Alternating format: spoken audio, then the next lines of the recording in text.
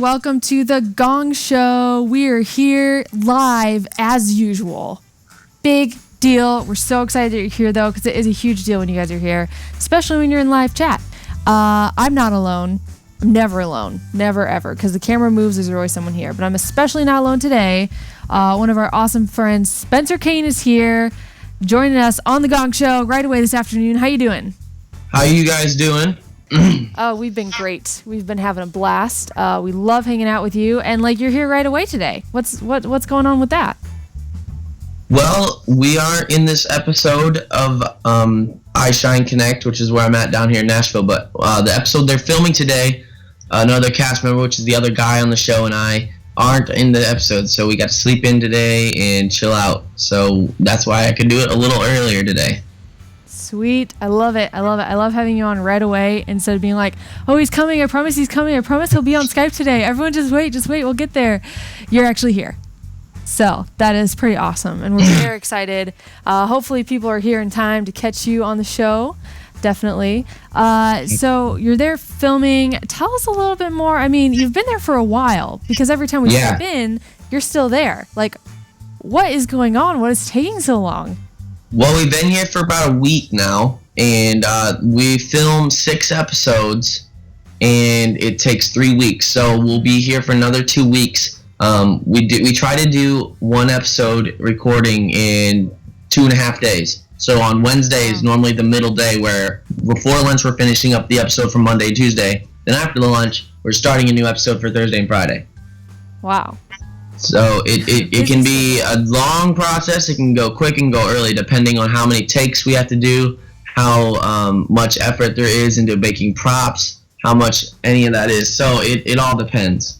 Okay, so tell us this. I grew up in the theater world, and I'm sure everyone wants to know, are you just the man in front of the camera? Are you just doing the actor thing, memorizing lines, throwing stuff, getting goo all over, because that's what they do when you're an actor.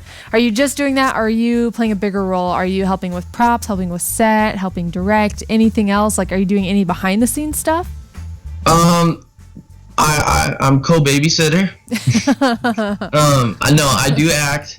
I act on the TV show and I do all this stuff. We haven't had to do anything gooey, which is disappointing and awesome at the same time. Bummer. No Nickelodeon moments. But it's enjoyable and we've been doing that. But babysitting, not so much babysitting, but we just have to occupy the younger kids, the other kid and I.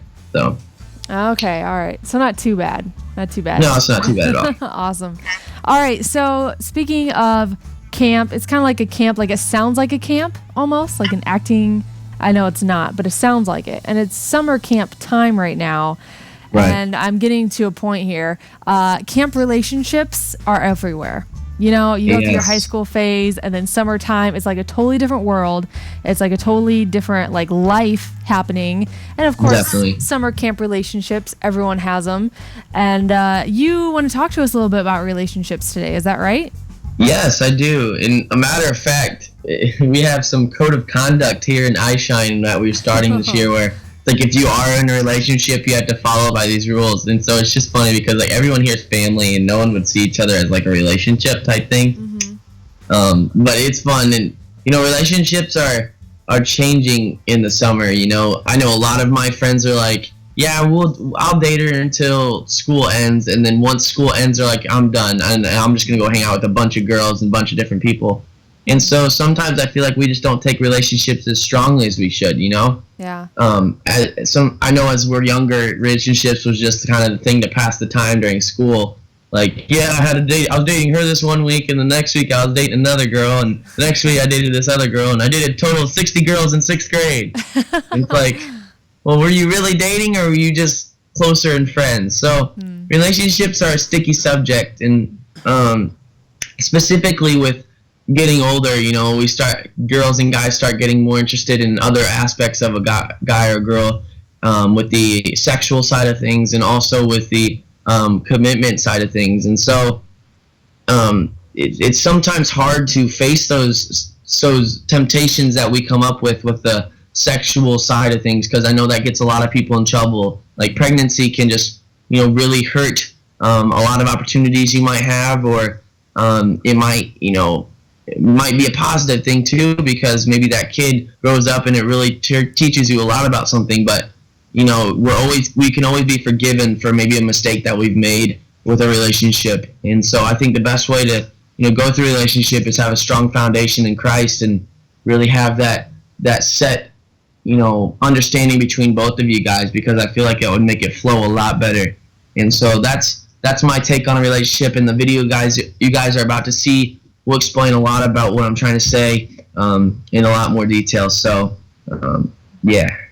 Awesome. And I know that, I mean, you talk big about purity too, and we have a video we're going to play out another week about that as well. And I just want to say this before playing the video, maybe ask this question. I mean, girls get so emotionally involved in relationships, especially, even the short ones that are like, fell in love this week at camp, or fell in love, during the summer, and then all of a sudden it's ending, and, it's a big emotional thing. I heard growing up, all the relationships you have, when you get married, all those same boys will be standing behind you at your wedding, because those are all part of who you are by the time you get to your wedding day. And, as a girl, it's an emotional thing for us. And a lot of girls say there's no emotion for guys. They just go from girl to girl. You're a guy. Give us your take on that. Obviously, there's emotions involved, right? Right. And, I was taught when I was growing up, you can't affect a girl's emotions, because there is a much stronger emotional toll on a girl than there is on a guy. And I'll be a first hand on that, is I've experienced that same situation where I was like, yeah, let's just, be friends. And they're like, but I wanted to be more than friends. And it was such a huge deal for that person. And so, along with that, staying pure until marriage, and understanding maybe relationships should wait until you're really serious about it, because I was taught, and I was given this metaphor, we're like a chocolate bar, and each relationship that we go into is like that other person taking a bite of your chocolate bar. And so at the very end, when you're at your wedding day, how much chocolate do you want your husband or your wife to have of you? Wow, that's a really cool analogy. I've never heard that before. And so I've kind of always thought about that, and it's kind of kept me, in the mindset of, is this relationship just something where I'm serious about it, or is it a relationship that I should pursue even more? And so that's kind of helped me weed out different situations I might have had with other girls, and with the whole purity thing. And so that's kind of my example and my thing I was taught and learned. So that's cool, I guess. Yeah, that's really awesome. I love that idea, that analogy. All right, well, we're going to play your relationship videos. Thanks so much for joining us today. Any final thoughts before you go for us? Hope you guys are all having a great summer and are able to hang out, tan it up, because this heat is crazy, especially down here in Nashville. So I hope you guys are able to get to the beaches and stuff. But I'm not too will I be here next week? I believe so, as long as you're available. Well, then I will see you guys next week, and stay catchy and cool and fun. So I'll Awesome. talk to you guys later. Thanks so much. And here's a video from Spencer Kane on relationships. Gonna know what you're gonna do. Hey guys, so today's topic is purpose. And purpose can be, stretched out to many different life situations. For example, relationships. We all go through relationships, and as a teen, I haven't been married yet, obviously, so I'm only dating. And some of us have gone through a relationship where we're like, wow, this guy or this girl is definitely the one for me. We're going to be high school sweethearts, we're going to be junior high sweethearts, and we're going to be able to tell our kids one day, and we're going to be able to tell our friends, yeah, we've been dating forever now, and it's going to work out. And so you have that already built up in your head and in your heart, and you already have it set up and your expectations are set. But then one day, you catch word that he or she has cheated on you, or I don't know, it's something happens where you get in an argument, and so then you're just like, it's done, it's over. He comes over, she comes over, calls, texts you, and then you're just sitting there in your room and you've been dumped, or you guys broke apart. And so then you're texting your friends and you're like, hey, no longer with this person, and it stinks. And that heavy feeling you have on your heart where it just hurts so bad because you really thought it was going to work out, but it doesn't. And maybe it's not even a relationship. Maybe it's a athletic activity or, a job opportunity.